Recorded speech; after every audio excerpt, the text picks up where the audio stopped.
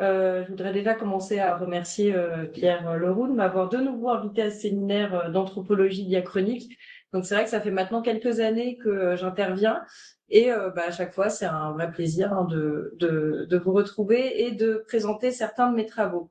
Donc il me semble que les dernières années, j'avais surtout présenté des recherches sur la Guinée et ensuite, à mon avis, l'année dernière, j'avais aussi présenté un peu des éléments sur ce que je faisais au Maroc et en Côte d'Ivoire. Et cette année, je vais vraiment cette fois me concentrer sur la Côte d'Ivoire. Alors c'est vrai que ça peut paraître un peu particulier ce parcours un peu entre trois pays. Donc peut-être très rapidement pour continuer un peu ma présentation. Comme Pierre l'a rappelé, je suis chargée de recherche en anthropologie à l'Institut de recherche pour le développement, donc c'est l'IRD. Et je suis actuellement affectée dans un laboratoire qui s'appelle Source, l'UMI Source. Alors l'UMI, c'est Unité Mixte Internationale, mais c'est juste parce qu'en fait, on a des antennes dans d'autres pays, notamment le Sénégal, la Côte d'Ivoire et Madagascar. Et Source pour soutenabilité et résilience.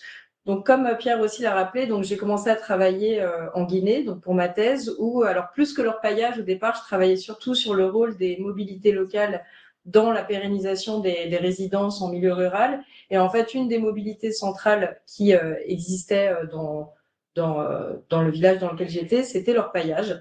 Et donc l'orpaillage, qu'est-ce que c'est? C'est-à-dire cette activité minière artisanale et de petite échelle de l'or qui est tolérée, mais qui est souvent juridiquement illégale. Alors pas que, marginalement elle peut être légale, mais disons qu'elle est globalement quand même illégale dans les pays qui m'intéressent, en tout cas en Côte d'Ivoire et en Guinée. En Côte d'Ivoire, donc c'est des missions de déguerpissement qui consistent tout simplement à démanteler les sites d'orpaillage illégaux, donc avec différents types de techniques en général, et ils incendient les sites.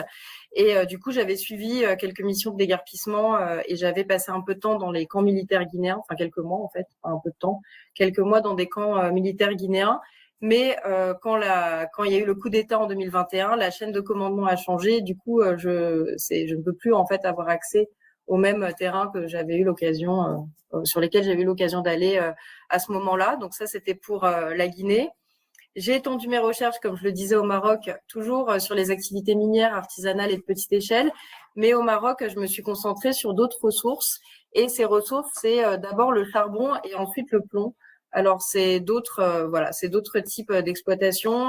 C'est pas du tout la même échelle que la Guinée, la Côte d'Ivoire en termes de nombre, parce que l'orpaillage, ça concerne des centaines de milliers de personnes, peut-être même des millions. Bon, tout ça, ça reste des estimations très vagues. Au Maroc, c'est quelques milliers de personnes. Donc on n'est vraiment pas du tout sur les mêmes échelles. Donc je vais pas m'attarder de toute manière là-dessus sur le Maroc. Et puis surtout depuis mon recrutement à l'IRD, donc en 2018, j'ai également commencé à travailler en Côte d'Ivoire.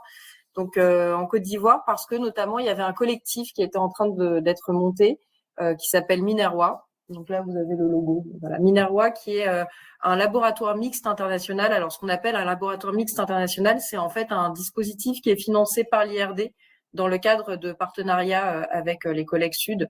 Donc il y a eu ce collectif qui a été créé et qui Minerwa, je ne sais plus exactement ce que ça veut dire comme acronyme, mais en gros, c'est quelque chose comme laboratoire pour une activité minière responsable en Afrique de l'Ouest. Et j'ai été insérée dans ce LMI-là, en plus du LMI Amir qui est au Maroc, qui est aussi un collectif sur les mines dites responsables, avec tous les guillemets que vous pouvez imaginer. Du coup, en m'intégrant dans ce collectif Minervois, j'ai commencé à travailler un petit peu sur l'orpaillage en Côte d'Ivoire et ça me permettait de faire un peu des passerelles comparatives, en tout cas de commencer des formes de comparaison avec la Guinée, mais c'est pas de ça dont je vais vous parler aujourd'hui. Donc voilà, après là c'est vraiment une présentation un peu rapide, personnelle, mais c'est pour vous dire que voilà, l'IRD en plus c'est pas tout à fait les mêmes logiques, je pense qu'au CNRS et peut-être même qu'à l'université, on a un peu pas des injonctions, mais disons des injonctions, c'est un mot fort, mais disons qu'on est orienté à travailler dans des collectifs, dans plusieurs pays. Donc c'est sûr qu'on ne pratique pas forcément de l'ethnographie de manière aussi fine que ce que j'ai pu faire quand j'étais formée à l'université de Nanterre et ce dont tu parlais, quoi, vraiment le côté où on reste en immersion très longtemps. Donc là maintenant, je fais des terrains beaucoup plus courts, parfois avec des collectifs, en effet, non seulement d'autres sciences humaines et sociales, mais aussi des sciences de l'environnement, des géochimistes, des hydrologues, etc. Donc on n'est plus du tout dans les mêmes manières, on va dire, de faire de la recherche. Et dans ce cadre donc très collectif, j'ai commencé à faire des recherches en Côte d'Ivoire à partir de 2021. ce qui m'a permis là de faire des premières, en tout cas là c'est des premiers résultats, on va dire, sur que je vais vous présenter ici dans cette intervention que j'ai intitulée Frontières sécuritaires et marges aurifères, orpaillage, formalisation et rapport de pouvoir en Côte d'Ivoire. Et je voudrais signaler que cette intervention, elle est tirée d'un article qui est en évaluation, là qu'on a soumis avec un collègue que j'ai coécrit, un collègue qui a un master en fait ivoirien qui s'appelle Herman Yao Yao. Et voilà, je l'ai un peu repensé au regard de la thématique du séminaire qui était sur les frontières, les marges, les franchissements, etc. Ce qui n'était pas forcément la ligne qu'on avait adoptée dans l'article, donc j'ai un peu tordu parfois l'interprétation pour essayer un peu d'interroger aussi cette dimension-là qui n'était pas forcément présente dans l'article, qui j'espère sera publié lorsqu'il sera évalué. Donc l'idée dans cette intervention, c'est d'explorer les modes de sécurisation de l'activité d'orpaillage au Côte d'Ivoire, l'orpaillage légal comme illégal. Donc vous verrez qu'il y a aussi une partie sur les autorisations d'exploitation artisanale qui sont un des titres miniers possibles en Côte d'Ivoire. Donc il y en a plusieurs, mais comme dans la plupart des codes miniers, il y a des permis d'exploitation, il y a des permis des permis d'exploitation industrielle, des permis semi-industriels, mais aussi des autorisations d'exploitation artisanale. Donc là, j'en reparlerai tout à l'heure. Donc l'idée, c'est d'explorer ces modes de sécurisation de l'activité d'orpaillage légal et illégale et légale en Côte d'Ivoire, et donc de m'intéresser aux différentes manières dont cette activité, elle est encadrée, elle est contrôlée et en même temps, elle est parfois contournée. Et j'utilise volontairement le terme de sécurisation plutôt que celui de sécurité parce que il s'agit pas simplement d'un État, il s'agit pas de se poser d'un État avec un E minuscule. Il s'agit pas de se poser la question de savoir est-ce qu'on est en sécurité ou pas. Il s'agit plutôt d'étudier ou d'analyser un ensemble de pratiques, de discours, de dispositifs, d'interventions qui visent à produire un certain ordre stabilisé autour de l'activité. Donc, en passant par cette question de la sécurisation, ce que je voudrais interroger, c'est finalement la manière dont se structurent les rapports de pouvoir autour de l'accès à la ressource aurifère. Donc, qui peut y accéder, dans quelles conditions, par quels intermédiaires, à quel prix. Et c'est là que j'espère me rapprocher un peu du thème du séminaire. Cet accès, il se joue jamais de manière abstraite, évidemment. Il est socialement et spatialement situé. Et pour le dire autrement, ce qu'on va voir, c'est que les formes de sécurisation, les manières en tout cas de sécuriser l'activité, elles vont produire des formes spatiales, des configurations spatiales particulières qui vont elles-mêmes redéfinir à chaque fois les relations entre acteurs. Donc on a des manières, vous voyez le lien entre justement comment les modalités de sécurisation vont créer des spatialisations et qui vont demander à chaque fois aux acteurs de se repositionner pour essayer d'avoir accès à la ressource, en gros. Donc, vous allez le voir avec des exemples plus concrets et plus empiriques. Là, c'est juste un peu pour vous essayer de vous décrire un peu ma posture. Et en ce sens, ces dispositifs, ces configurations spatiales peuvent produire des frontières. Et là, ce qui est intéressant, c'est qu'il ne s'agit pas seulement de frontières administratives, mais il s'agit aussi de frontières d'accès, de légitimité, des frontières entre légal et illégal, entre toléré et réprimé. Mais ces frontières, elles sont jamais stabilisées. En fait, elles sont constamment négociées, elles sont constamment déplacées, elles sont constamment contournées. Et c'est précisément pour cela que les espaces d'orpaillage constituent en fait des terrains particulièrement intéressants, parce que c'est des espaces où ces frontières vont être constamment mises à l'épreuve. Pour aussi que vous puissiez un peu plus incarner empiriquement ces questionnements, je vais passer par un point de contexte rapide, enfin pas rapide, mais enfin un point de contexte. Voilà, un point de contexte sur la Côte d'Ivoire qui à gros traits. Hein. C'est un pays, en fait, c'est intéressant la Côte d'Ivoire parce que jusqu'à récemment, c'était pas du tout considéré comme un grand pays minier. Ça commence à l'être petit à petit, encore moins d'orpaillage. Contrairement du coup à ces pays voisins, comme vous en parliez, donc la Guinée, le Sénégal, le Mali, même le Burkina quelque part, où il y avait effectivement, en particulier en Guinée et en Côte d'Ivoire, où il y avait des zones, en Guinée c'est le Bourré et au Sénégal oriental c'est le Bambouk, qui sont des zones en fait complètement historiques d'orpaillage qui alimentaient déjà en or les grands empires du Mali, du Songhai, du Ghana, etc. Donc qui étaient déjà très connus pour cette exploitation-là. La Côte d'Ivoire, c'est un peu moins connu de ce point de vue-là. Pourtant, il y avait bien un orpaillage précolonial qui était peut-être un peu plus marginal, mais notamment pratiqué par les Baoulés. Et les Baoulés, c'est un sous-ensemble, un sous-groupe des Akans qui viennent de l'actuel Ghana et en fait qui, lorsqu'ils ont migré à la fin du XVIIIe siècle, se sont notamment installés en Côte d'Ivoire à côté des grands gisements aurifères. Et ils se sont notamment installés à côté d'un site, ils ont créé ce site plutôt qui s'appelle Kokombo. Kokombo qui est sur la carte, désolée, la carte est vraiment très rapide, hein, excusez-moi, mais bon, vous voyez où c'est Kokombo, c'est ça qui est important, puisque c'est là où je travaille avec certains collègues justement du collectif du LMI Minervois que je vous ai cité tout à l'heure. En particulier, comme collègue, je les cite quand même parce que c'est important, Muriel Champy, avec qui j'ai déjà copublié, qui est aussi socio-anthropologue, et surtout Herman Yao Yao, avec qui j'ai coécrit du coup cet article. Donc Kokombo, c'est un site qui est vraiment emblématique de l'orpaillage. Donc c'est un site historique d'orpaillage qui est connu dans toute la Côte d'Ivoire pour ça, qui a été justement fondé par ces Baoulés venus s'installer à côté des gisements aurifères. Et d'ailleurs, à tel point que quand les colons sont arrivés, ils ont été impressionnés par la profondeur des puits qu'on appelle les puits Baoulés, qui ont été découverts à Kokombo et qui apparemment atteindraient, selon certaines sources, plus de 50 mètres, ce qui est extrêmement profond déjà, en tout cas à l'époque précoloniale. Donc, ce qui s'est passé ensuite, c'est que ce site qui se situe donc juste un peu au sud de Yamoussoukro, qui est la capitale politique. Je le rappelle, la capitale de la Côte d'Ivoire, parce qu'on pense souvent à Abidjan, mais c'est Yamoussoukro qui est la capitale politique. Et ceci se trouve du coup dans la préfecture de Toumoudi. Et j'ai pu m'y rendre depuis 2021 en tout 4 mois, donc c'est pas énorme. Donc c'est pour ça que je dis c'est des terrains plutôt courts et en général qui sont maximum d'un mois, donc et qui m'ont permis de m'entretenir avec des orpailleurs, des acteurs publics, des acteurs privés, mais aussi justement des militaires, des gendarmes, des vigiles, etc., et aussi évidemment observer ce qui se passait sur les sites légaux comme illégaux, parce qu'on le verra à Kokombo, il y a à la fois des sites illégaux, mais aussi depuis 2023, des autorisations d'exploitation artisanale. Donc, comme je l'ai dit, l'orpaillage était déjà pratiqué pendant la période précoloniale, voilà, c'est ça. Mais cette activité a peu à peu été marginalisée. Alors déjà parce que lorsque les colons sont arrivés et qu'ils ont vu qu'il y avait quand même des gisements aurifères d'importance, ils ont fait une exploitation industrielle qui finalement a été assez peu rentable. Donc elle est vite, on va dire, tombée à l'eau, si on peut dire ça.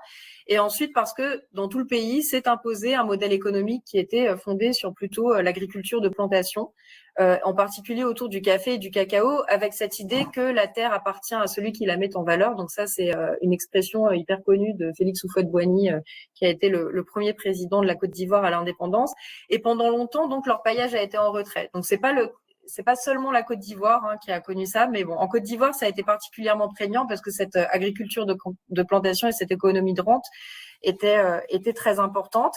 Et en fait, cet orpaillage a réémergé de manière massive finalement que très récemment, plutôt à partir des années 2010, mais je dirais même à partir de 2014-2015, même s'il avait connu un tout petit essor déjà en 2006, au moment où il y avait la crise ivoirienne avec la guerre civile entre 2002 et 2011, puisque les forces nouvelles, donc ces forces rebelles, dites rebelles qui à l'époque tenaient entre guillemets le nord du pays, s'appuyaient en fait notamment sur les revenus de l'orpaillage pour financer leurs dispositifs à travers des prélèvements parafiscaux. Mais c'était quand même plus marginal et c'était concentré dans certaines zones nord du pays. Donc là, ça concernait pas toute la Côte d'Ivoire. Depuis 2014, c'est devenu un phénomène beaucoup plus massif et qui a pour particularité en fait de s'être diffusé d'emblée sous des formes mécanisées. Donc c'est ce qu'on retrouve peut-être pas en Guinée ou au Mali où ça a été plus progressif. Là, même si maintenant en Guinée, au Mali, il y a des formes et même au Burkina, c'est très mécanisé, mais là, c'est vraiment d'emblée, ça a été diffusé sous des formes mécanisées avec du coup des concasseurs, des pelles hydrauliques, des rampes de lavage mécanisées, etc. Et ça s'explique notamment parce que ceux qui sont à la base de cette nouvelle diffusion de l'orpaillage, c'est pour la plupart des migrants qui sont venus justement d'autres pays frontaliers, en particulier le Burkina, où il y avait déjà eu des sophistications techniques importantes, et du coup ils sont venus d'emblée avec ces nouvelles techniques. Alors c'est ce qu'on trouve également à Kokombo.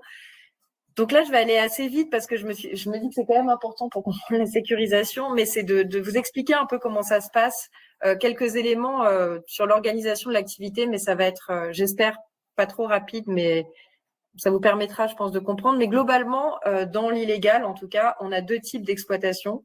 On a ce qu'on appelle de l'exploitation phylonienne. Soit on a une exploitation phylonienne, donc là où on va justement chercher les filons, donc on va creuser des puits, et en fait les filons d'or sont coincés dans la roche, souvent des roches de quartz, en tout cas dans ces gisements-là. Et une fois en fait que cette roche est extraite, elle va être amenée dans d'autres sites qu'on appelle des moulins. Donc c'est juste un terme, une terminologie locale si vous voulez. Et dans ces moulins, on trouve des concasseurs et des moulins à farine, d'où le fait qu'on appelle ça moulin, qui vont broyer très finement la roche, qui va devenir de la poudre. Et une fois que ça va devenir de la poudre, on va passer cette poudre sur des rampes de lavage non mécanisées pour la plupart. Donc c'est ce qu'on voit sur la quatrième photo. Vous voyez que là il y a eu un puits. Bon on voit pas, mais il y a un puits. Ensuite, en général, il peut y avoir du concassage à la main. On passe dans des concasseurs et là, c'est un moulin à farine. Ensuite, les rampes de lavage non mécanisées. Donc là, les rampes de lavage, ce qui se passe, c'est quand on lave cette poussière de roche, si on veut, l'or est plus dense que la terre. Donc, en fait, normalement, le substrat qui reste dans des tapis, en fait, ça ressemble à des paillassons un peu. Les paillassons qui sont mis sur les rampes de lavage vont récupérer en fait le substrat, et ce substrat va ensuite être relavé et amalgamé au mercure. Donc là, c'est voilà, ça, en gros, très schématique, mais c'est comme ça qu'on fait de l'exploitation phylonienne, en tout cas dans cette partie du pays. Et on a aussi un autre type d'exploitation qui est celui qu'on appelle alluvionnaire. Donc l'exploitation alluvionnaire, donc là c'est un circuit plus simple quelque part, mais qui se ressemble, c'est-à-dire on prend juste de la terre, parce que alluvionnaire, parce qu'en fait il y a eu juste du dépôt ou de sédiments, etc., qui peut contenir de l'or, et donc il suffit juste de prendre de la terre. En général, on les transporte dans un téléporteur, et ensuite après on les met directement dans des rampes de lavage mécanisées qui sont en fait un concasseur avec une rampe de lavage. Enfin, donc c'est juste un bricolage si vous voulez, mais sauf que là c'est mécanisé. Et pareil, du coup sur cette rampe de lavage, on a les sortes de paillassons là qui vont récupérer le substrat, qui va ensuite être amalgamé au mercure. Et on a aussi après potentiellement quand il y a ces rejets, donc ces restes dont on ne veut pas, ces bouts de rampe de lavage, elles peuvent être cyanurisées. Alors il y a aussi des bassins de cyanuration, mais ça je vais pas rentrer dans toute la technique. C'est pour vous dire qu'il y a différents il y a ces différents circuits, et dans tous ces circuits, on a des répartitions, si vous voulez, de partage de gains qui sont différentes. Soit c'est en nature. Dans le phylonien, par exemple, ça peut être 3 sacs sur 10 pour le propriétaire de terre, avec 1 sac sur 10 pour le vigile. Donc voilà, avec des sacs bruts. Donc ce sera au vigile ou au propriétaire de terre d'aller concasser, de faire tout son travail avec. On peut avoir des rémunérations fixes. Alors ça se développe de plus en plus, notamment dans les rampes de lavage mécanisé, où c'est souvent, alors celui-là n'est pas si jeune finalement, mais où c'est souvent des équipes de très jeunes burkinabés Mossi qui viennent et qui ont un contrat de 6 mois. Payés donc au mois 50 000 francs CFA, et repartent au bout de 6 mois avec tout leur pactole entre guillemets, enfin lorsqu'ils sont payés, ce qui n'est pas toujours le cas. Donc du coup là on a plutôt des rémunérations fixes. C'est pareil dans les sites que j'ai appelés qu'ils appellent les moulins, puisque là on a des rémunérations fixes plutôt hebdomadaires. Et voilà, donc il y a tous ces types de répartition des gains sur lesquels on pourra revenir si vraiment ça vous intéresse au moment de la discussion. Donc pourquoi dans tout ça s'intéresser à la sécurisation tout particulièrement? Alors déjà parce que la Côte d'Ivoire a mis en place une politique qui est particulièrement répressive à l'égard de cette activité. Donc en 2013, on a le programme national de rationalisation de l'orpaillage. Donc c'est le début un petit peu de cette orientation très répressive qui est mise en place. Et surtout en 2021, on a la création du groupement spécial de lutte contre l'orpaillage illégal qu'on appelle le GSLOI. L'acronyme c'est GSLOI, qui est une force mixte qui est placée justement sous l'autorité du Conseil national de sécurité, qui est composé en gros de 500 gendarmes et de 100 agents des eaux et forêts. Et du coup, en novembre 2022, il y a eu le démantèlement de près de 1700 sites, ce qui est quand même énorme. Entre janvier et octobre 2023, il y a eu plus de 70 000 abris de fortune qui ont été détruits, du matériel saisi à hauteur de plus de 800 millions de francs CFA et plusieurs centaines de personnes interpellées dans le cadre justement de cette lutte d'orpaillage illégal, avec aussi des morts, on ne sait pas exactement combien, mais rien qu'à Cocombo, il y en a eu 5 dans une des missions de déguerpissement, donc c'est quand même important, et des personnes interpellées qui sont beaucoup des Burkinabés, évidemment. Donc là, avec une forme de focus, un peu de focalisation sur les travailleurs burkinabés. Donc ces chiffres donnent à voir cette intensification des interventions un peu coercitives qui deviennent de plus en plus centrales dans l'action publique, qui prônent finalement pour la formalisation du secteur, mais une formalisation extrêmement rapide, quoi, enfin qui justement tient pas vraiment compte de la réalité locale, et avec évidemment des titres, enfin une obtention des titres miniers qui peut être très compliqué, où c'est un chemin administratif très long, un chemin bureaucratique parfois coûteux. Mais réduire en fait ces interventions seulement à une simple lutte contre l'illégal, ce serait aussi insuffisant. C'est pas seulement ça, parce que ce que montrent justement nos enquêtes, c'est que la sécurisation, elle fonctionne quelque part aussi comme un mode de gouvernement de l'informalité. Donc je vais y revenir, mais en fait, si vous voulez, elle va pas interdire complètement ou réprimer, elle va organiser différemment l'accès à la ressource, elle va structurer les circulations aurifères et elle reconfigure aussi les hiérarchies locales, surtout, et c'est là finalement la deuxième raison qui me pousse à m'intéresser à la sécurisation. Donc la première, comme je l'ai dit, c'était justement comment ça pouvait être un mode de gouvernement de l'informalité. La deuxième raison qui me pousse à m'intéresser à ça, c'est que on est sur des configurations que l'on peut qualifier d'hybrides. Bon, à la suite de nombreux auteurs. Donc là, je vous ai mis tout un tas de personnes qui ont travaillé là-dessus. Il y en a sûrement d'autres. Donc en fait, on a toute une littérature qui insiste sur le fait que la sécurisation, c'est pas en fait seulement l'affaire des acteurs étatiques, c'est-à-dire des agents de l'État, des gendarmes, des militaires, des policiers, tout ce que vous voulez, mais elle mobilise aussi toute une série d'acteurs non étatiques qui floutent en fait quelque part la frontière entre ce qui est officiel et officieux.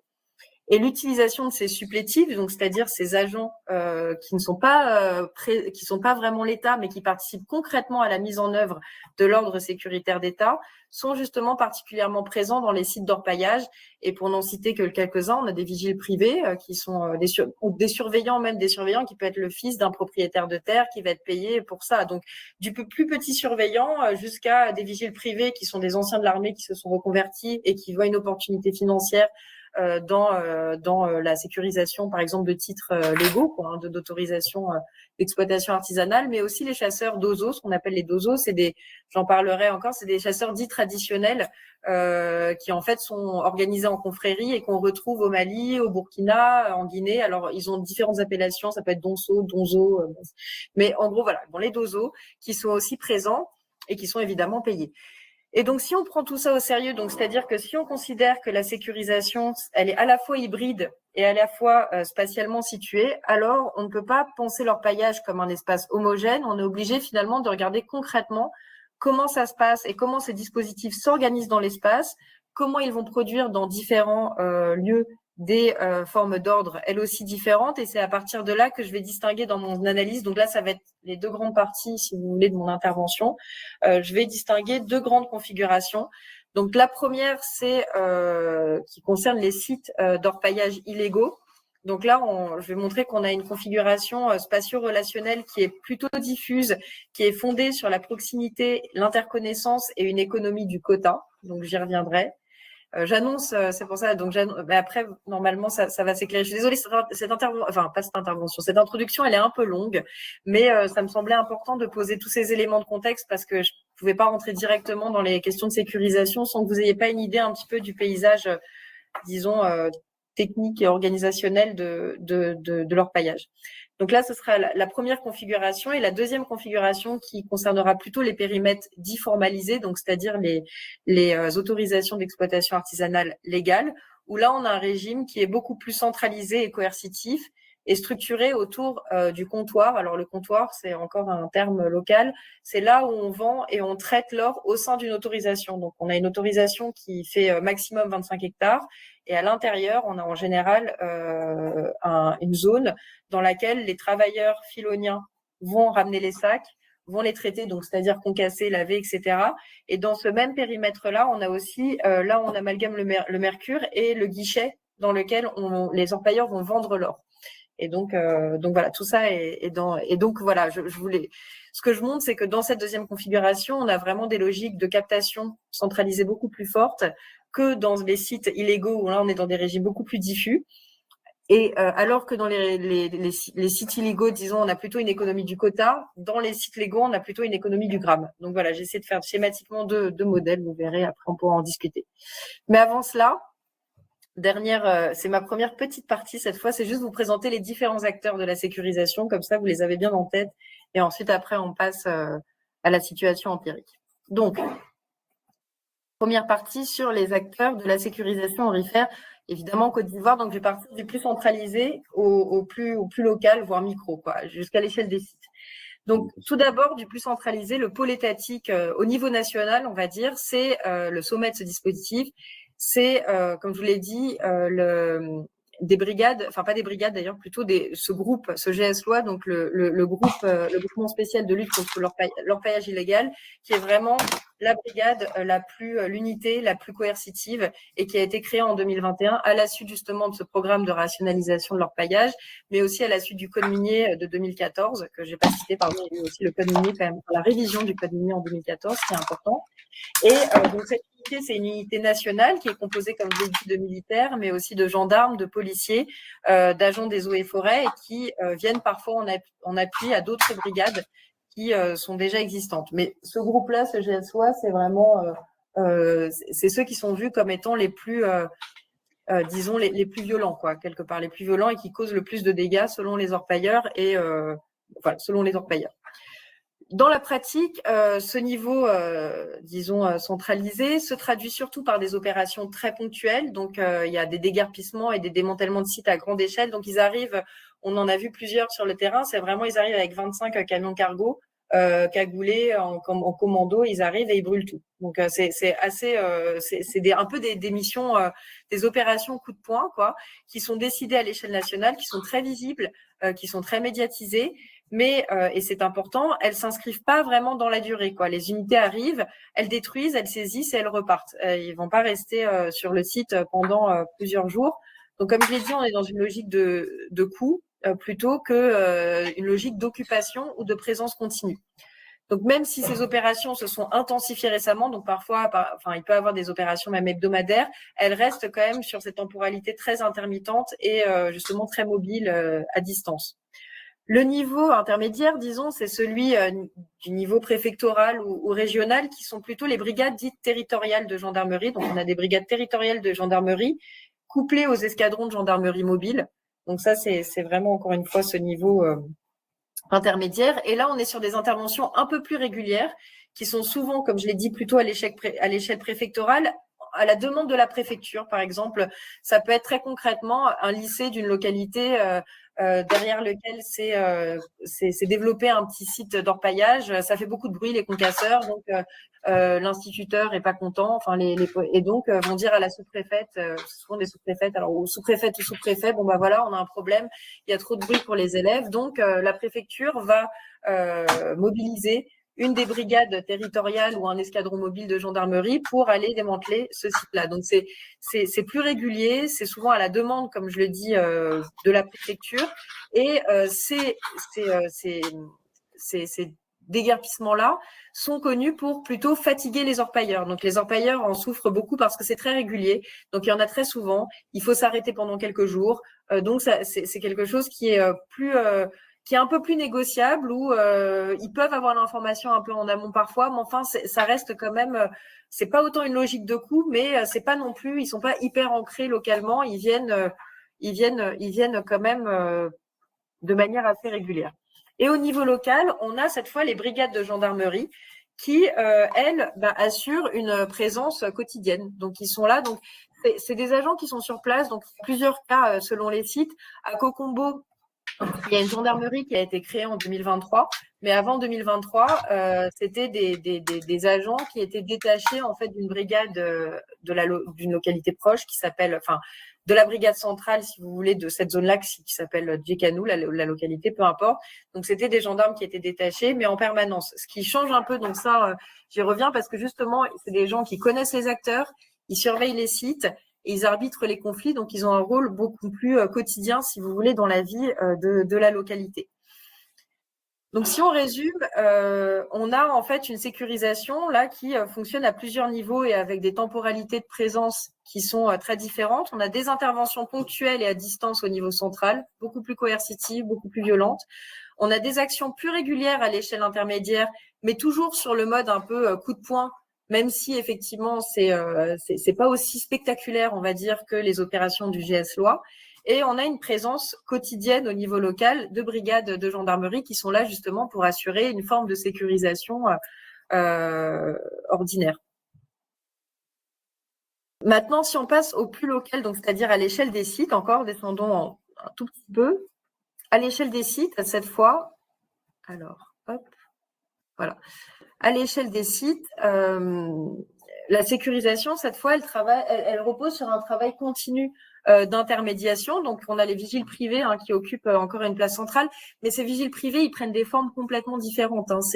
C'est vraiment, c'est extrêmement hétérogène. Comme je l'ai dit, il y a des vigiles privés qui sont des personnes qui sont des anciens de l'armée et qui ont déjà une équipe avec eux et qui viennent en fait carrément avec leur équipe payée justement par exemple par un détenteur de titres et ils vont venir à 25, etc. Donc voilà, il peut y avoir des groupes, si vous voulez, un peu organisés, mais il y a aussi des vigiles privés qui sont juste un peu paumés. Quelqu'un un peu paumé qui sait un peu manier un fusil, ça peut être un vigile privé. Donc vraiment, il y a une diversité de profils. Donc les vigiles privés sont importants.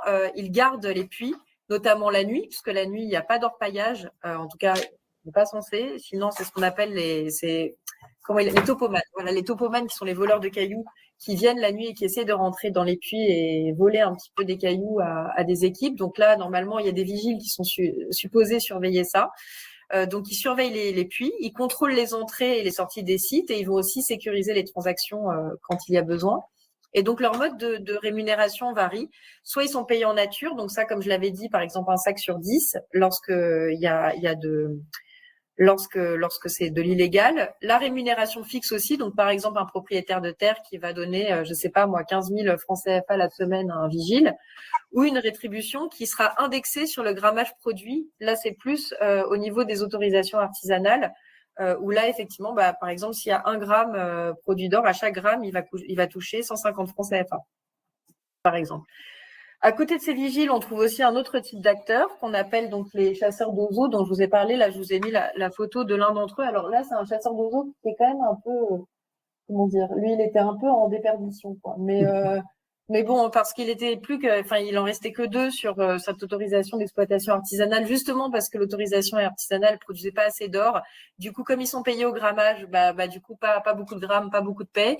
Et en fait, la plupart étaient partis. Il en restait plus que 2 qui étaient les plus âgés du groupe, selon sait dire, en tout cas. Et donc, lui, ils vont rester un peu là parce qu'il avait pas vraiment d'autres endroits où aller. Donc, ces chasseurs sont des chasseurs traditionnels. Ils ont une carte en spécial, donc ils sont vraiment enregistrés officiellement comme étant des chasseurs d'oiseaux, parce que justement ils portent une arme, enfin un fusil. Donc du coup tout ça est aussi lié. Et comme je l'ai dit, ces chasseurs ont un rôle coutumier parce qu'ils sont organisés en confrérie, mais ils ont aussi des règles morales très fortes, notamment l'interdiction de voler. Ils ont aussi des obligations de protection. Ils auraient pour certains des relations privilégiées avec certains êtres surnaturels, etc. Donc, ils leur conférerait justement ce pouvoir quelque part et cette je pourrais dire supériorité morale un petit peu. Donc, leur légitimité, elle repose surtout sur ces normes coutumières.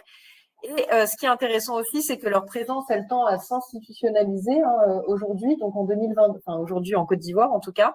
En 2022, il y a une convention qui a été signée entre leur confrérie et le syndicat national des agriculteurs et des miniers. Donc là aussi, on voit bien que ça floute encore toutes ces frontières entre illégales ou plutôt officielles. Donc là, vraiment, il y a des conventions maintenant qui sont signées.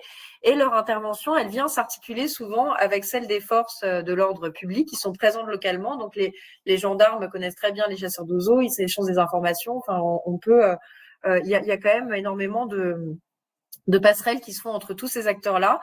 Mais aussi, c'est un point important, tous ces dispositifs sont pas forcément coordonnés de manière stable, ils peuvent se chevaucher et se concurrencer parfois.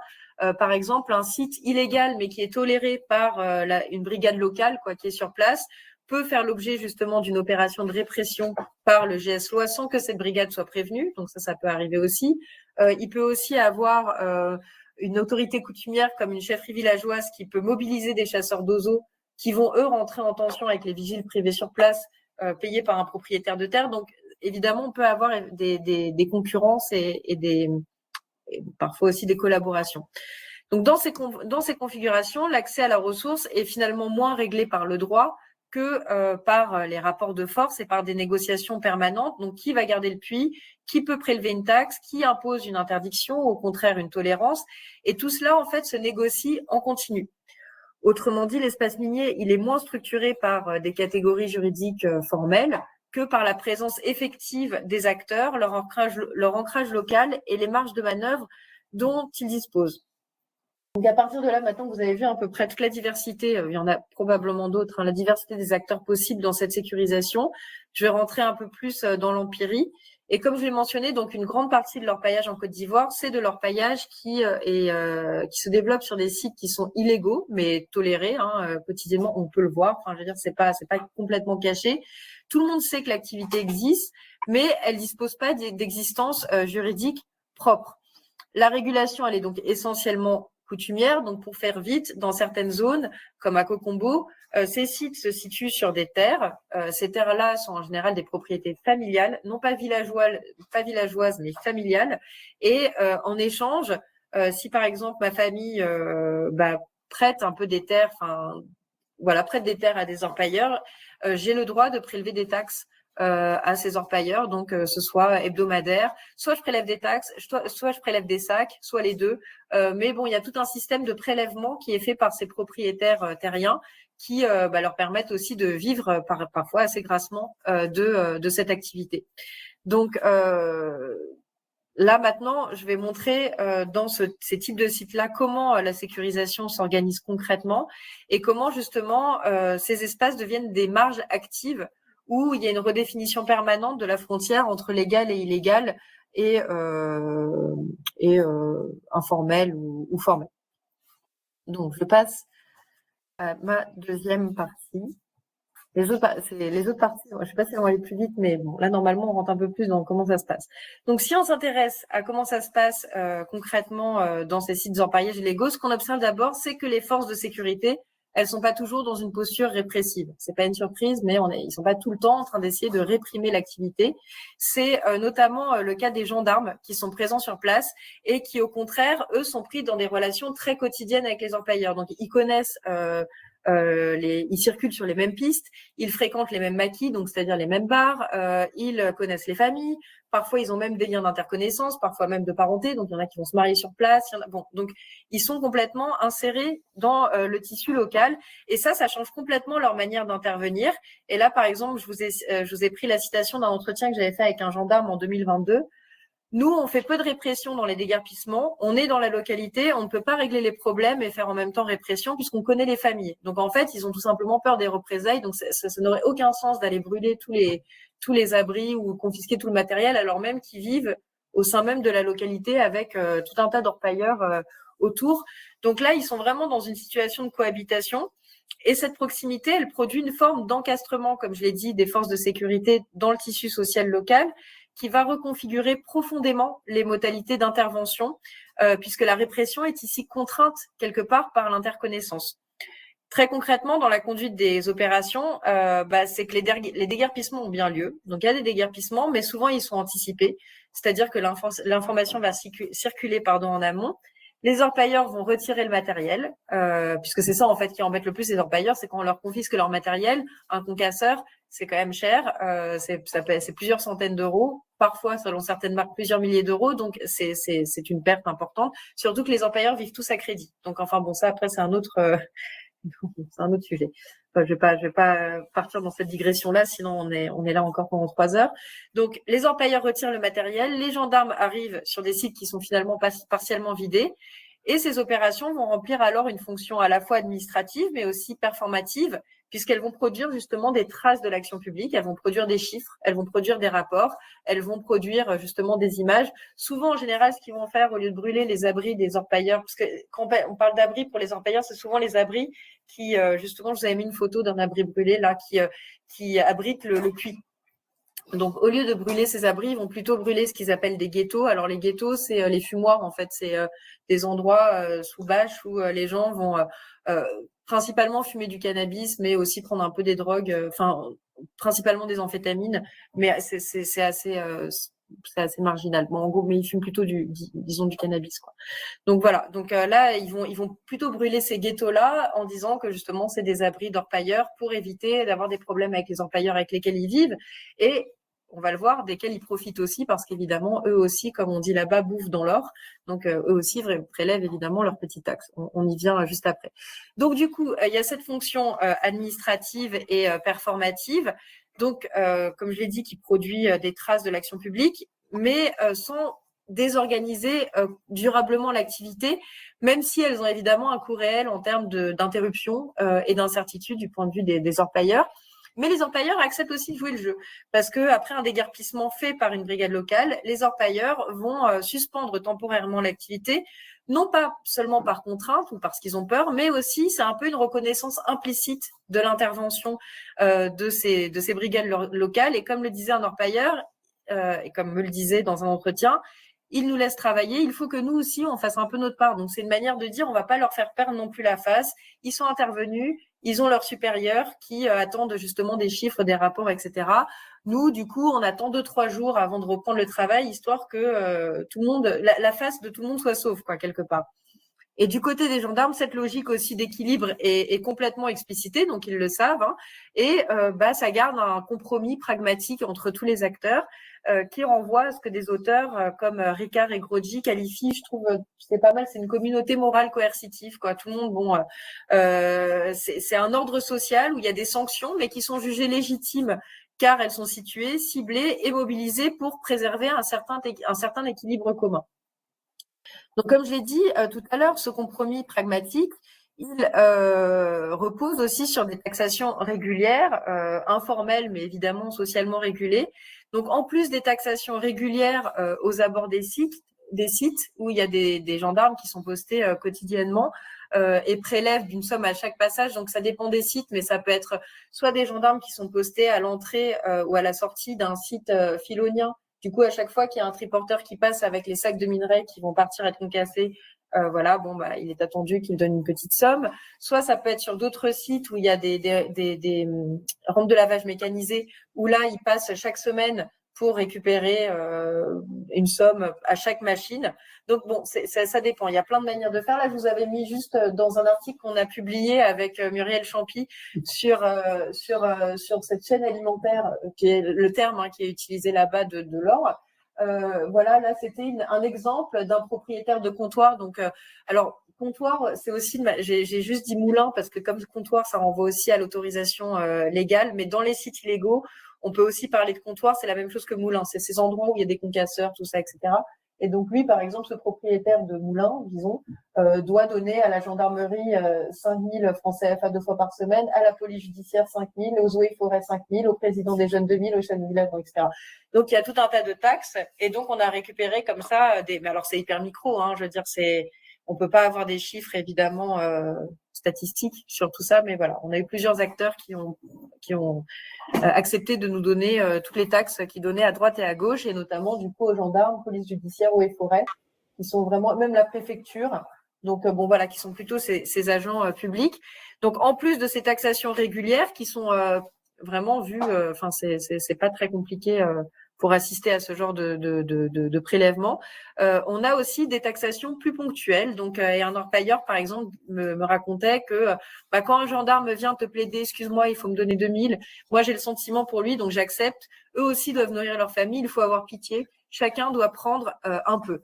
Donc là, c'est typiquement un gendarme, vous allez au maquis, au bar, est-ce que tu peux pas me payer une bière? Ah non, il faut me payer une bière, tout ça, voilà, toutes ces choses-là, ou me donner 2000, etc. Ces propos, c'est assez important parce que ce qui montre, c'est que ces prélèvements, ils sont pas uniquement perçus, en tout cas à cette échelle, comme du racket unilatéral. Pas du tout. En fait, ils s'inscrivent quelque part dans une économie du partage, qui est une économie très documentée, particulièrement pour les travaux de l'orpaillage, activité où, au moins dans sa forme très artisanale, ce qui n'est plus le cas là dans la forme mécanisée, et historiquement une activité vue comme une éthique, enfin fondée sur une forte éthique du partage. Donc ça c'est il y a de la littérature, je vous ai mis des personnes qui ont travaillé là-dessus, je vais pas m'étendre, mais du coup l'idée c'est qu'effectivement on est dans une activité où tout le monde doit bouffer dans l'or et faire partie de la chaîne alimentaire, parce que justement l'or en plus c'est une ressource particulière qui est pour le dire vraiment, alors là, très grossièrement, qui est propriété de génie, souvent. Et donc, comme c'est des propriétés surnaturelles, l'or n'est pas quelque chose qu'il faut, justement, avec lequel il faut s'amuser à capitaliser n'importe comment, sinon on risque d'être maudit, etc. Bon, il y a un discours autour de ça, ce qui fait que l'or doit être partagé. Et les revenus de l'or aussi. Donc, ce qui fait que finalement, tous ces gendarmes, comme ils permettent quelque part la pérennisation de cette activité, qu'ils n'embêtent pas trop les orpailleurs, ils font partie de la chaîne alimentaire et finalement, c'est bien normal. Pour le dire un peu rapidement, même s'ils fatiguent évidemment les orpailleurs aussi, bon, tout n'est pas tout rose, mais c'est intéressant de voir que ces brigades locales sont vraiment insérées dans cette économie-là.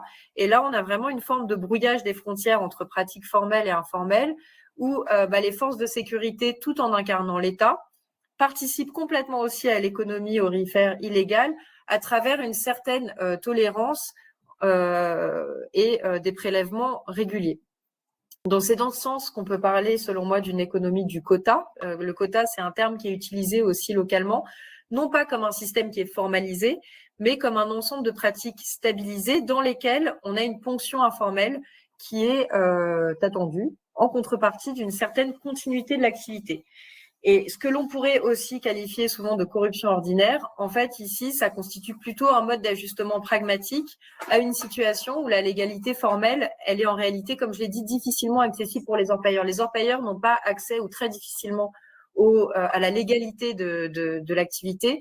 Donc, finalement, ça arrange tout le monde. Les orpailleurs qui pourraient pas avoir des autorisations, finalement, décident de donner un petit peu aux gendarmes qui, eux-mêmes, sont assez contents d'être détachés dans des localités, en fait, comme Cocombo, parce que c'est vu comme un endroit où on se fait de l'argent, en fait, tout simplement, parce que justement, il y a tous ces prélèvements-là.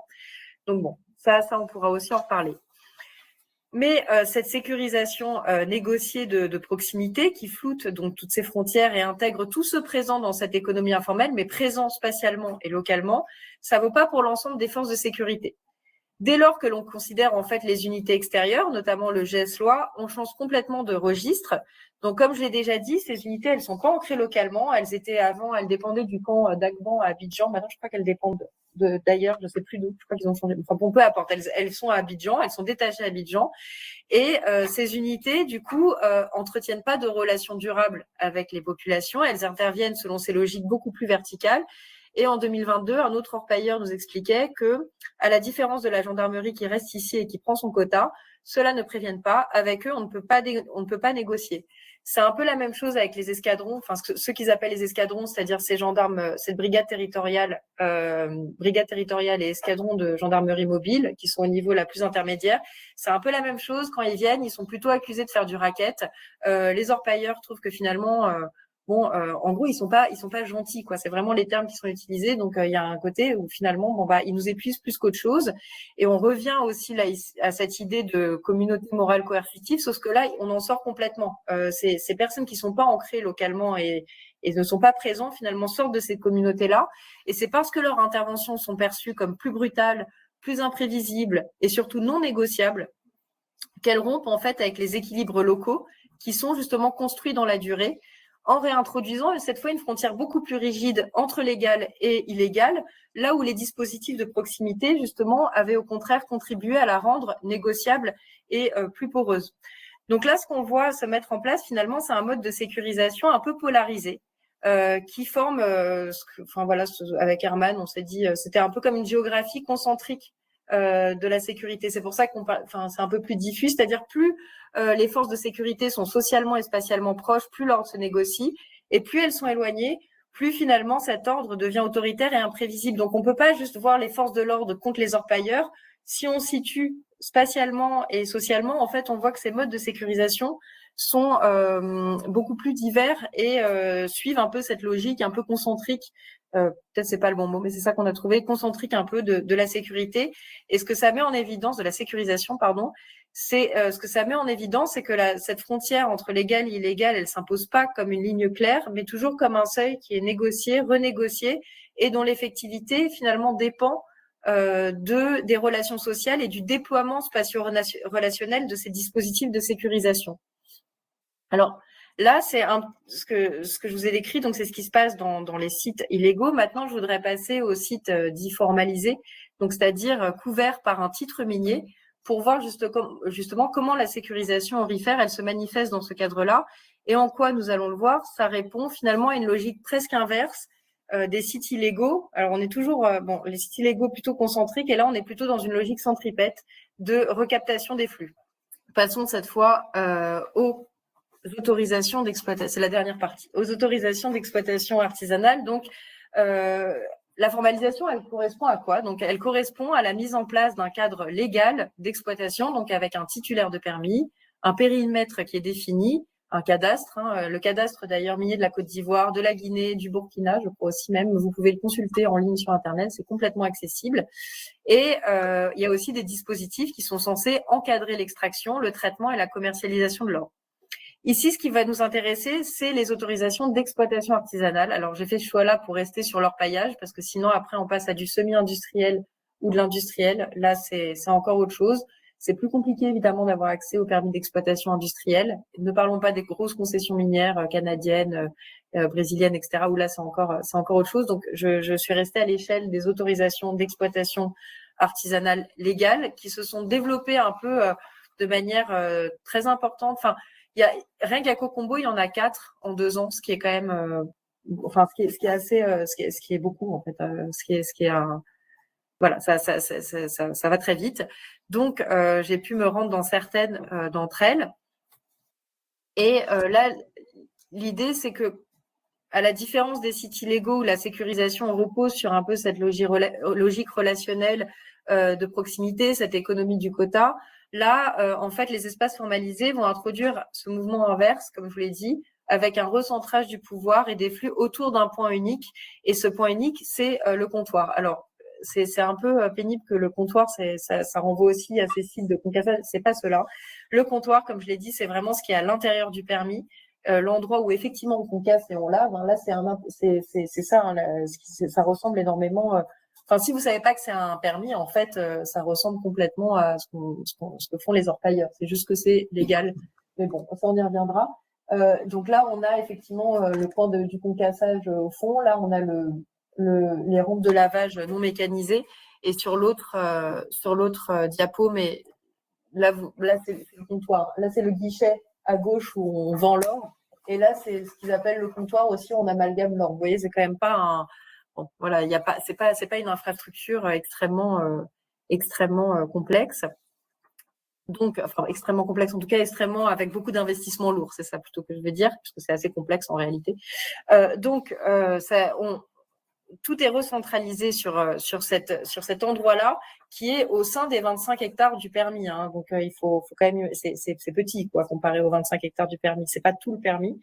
Et ce déplacement, donc ce recentrement, pardon, plutôt des flux, est important pour la question des frontières, parce que là, cette fois, la formalisation, elle vient pas définir un dedans légal, c'est-à-dire dans le permis d'un dehors illégal. Au contraire, elle va reconfigurer les relations pour tout recentrer à l'intérieur du permis, y compris les sites illégaux aux alentours. Et donc là, c'est ça que je vais essayer de vous montrer. J'espère que ça va être clair. Alors, c'est parce que c'est pas évident.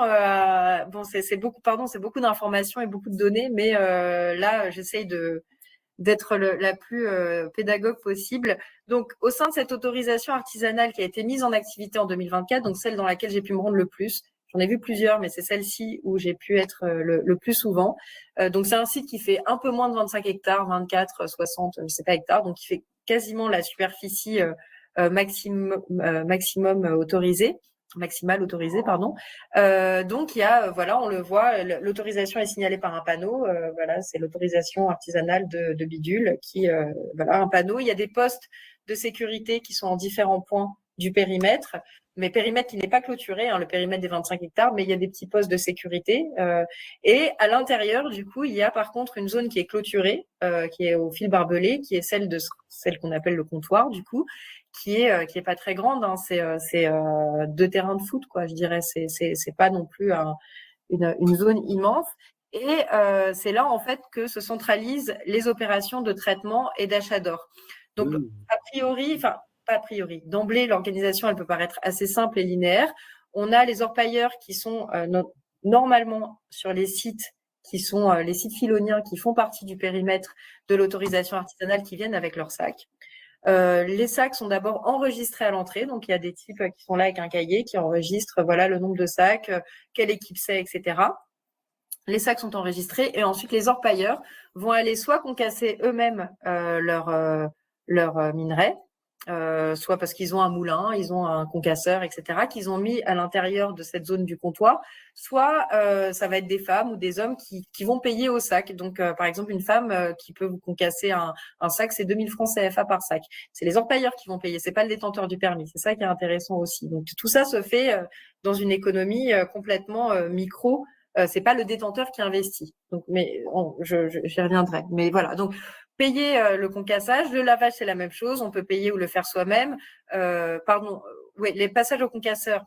Oui, pardon, il y a le concassage manuel, pardon, qui est à 2000 francs par sac, le concassage mécanique qui est à 7 à 8000 francs CFA par sac, et ensuite après, le lavage manuel est en général fait par l'équipe directement parce que ça demande pas une sophistication incroyable. Les artisans mineurs le font eux-mêmes.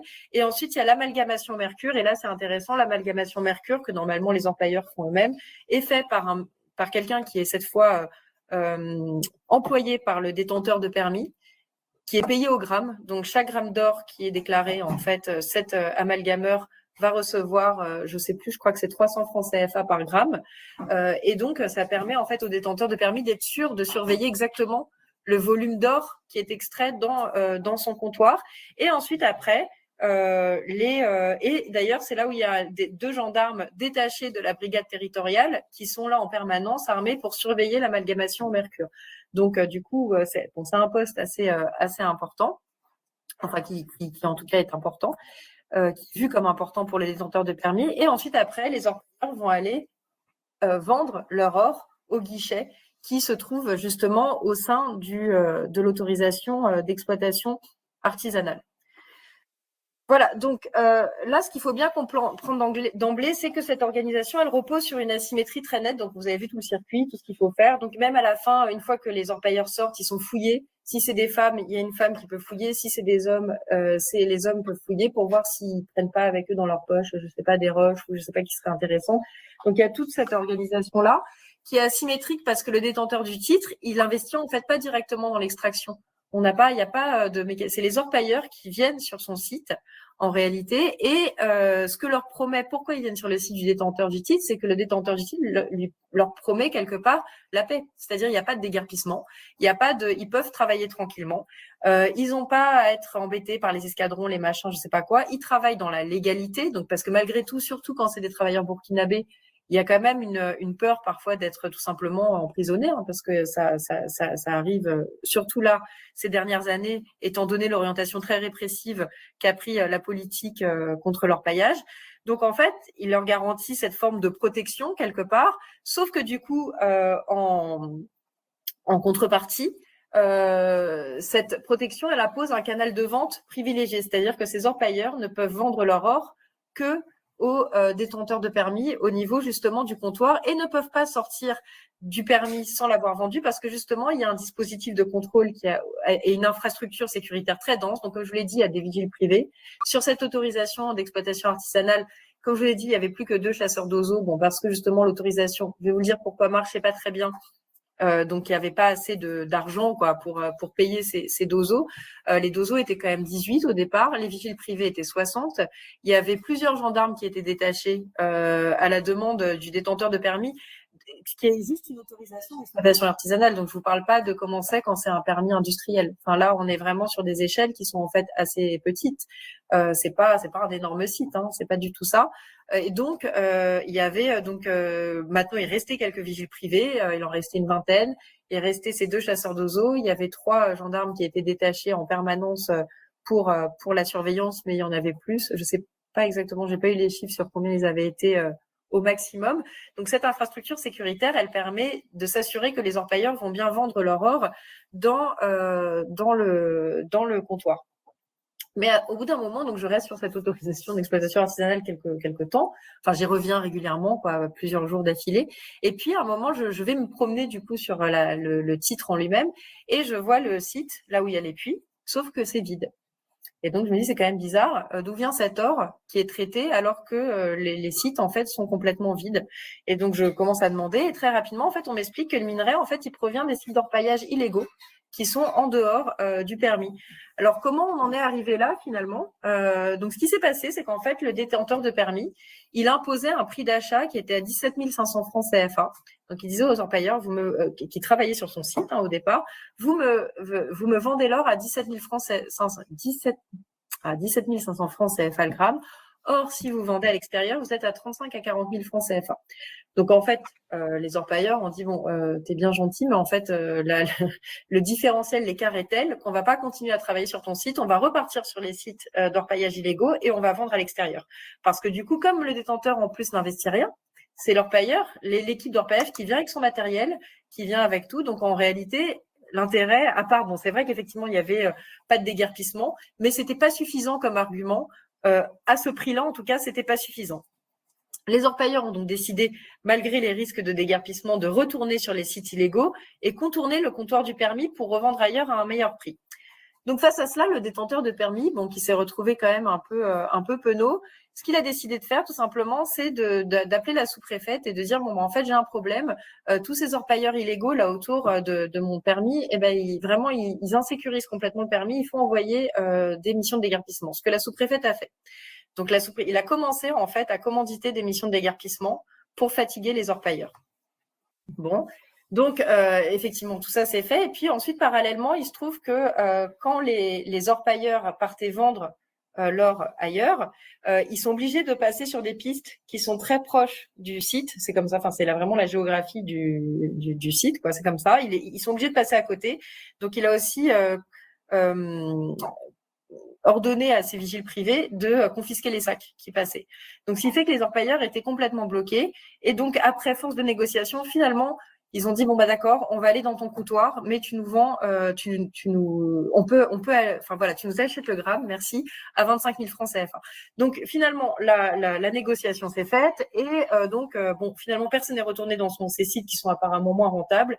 Les sites illégaux autour continue de travailler. Il a arrêté de demander des missions de déguerpissement à la sous-préfète.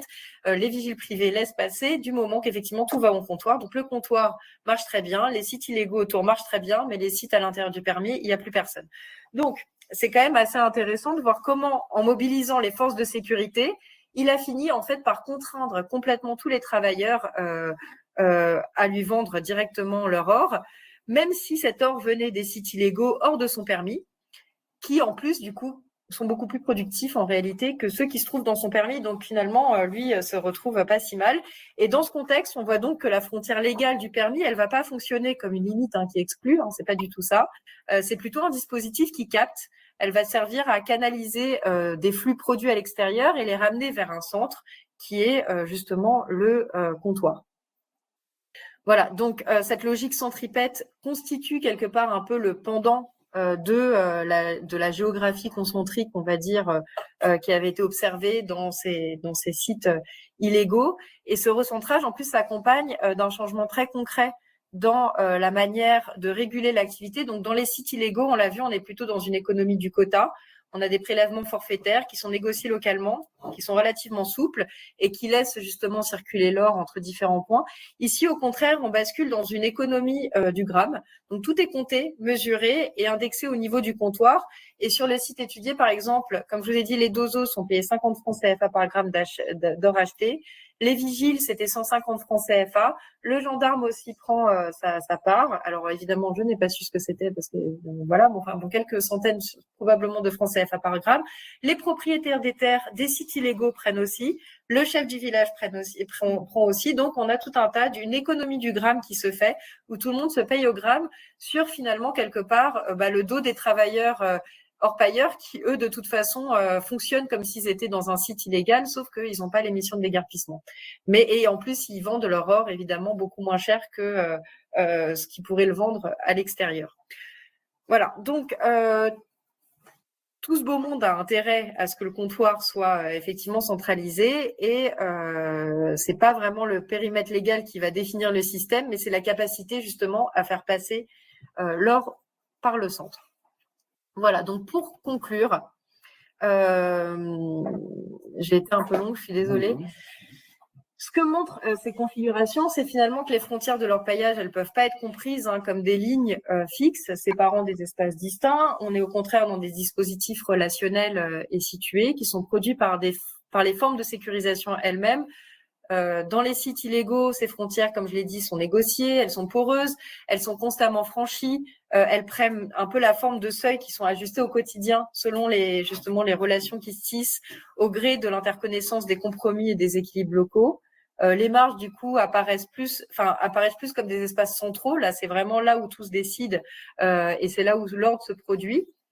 À l'inverse, dans les espaces formalisés, la frontière tend à se matérialiser et se durcir quelque part, mais sans jamais se stabiliser totalement. Elle se déplace vers le cœur du dispositif, vers le comptoir, vers le contrôle du grammage qui devient finalement un instrument de captation des flux.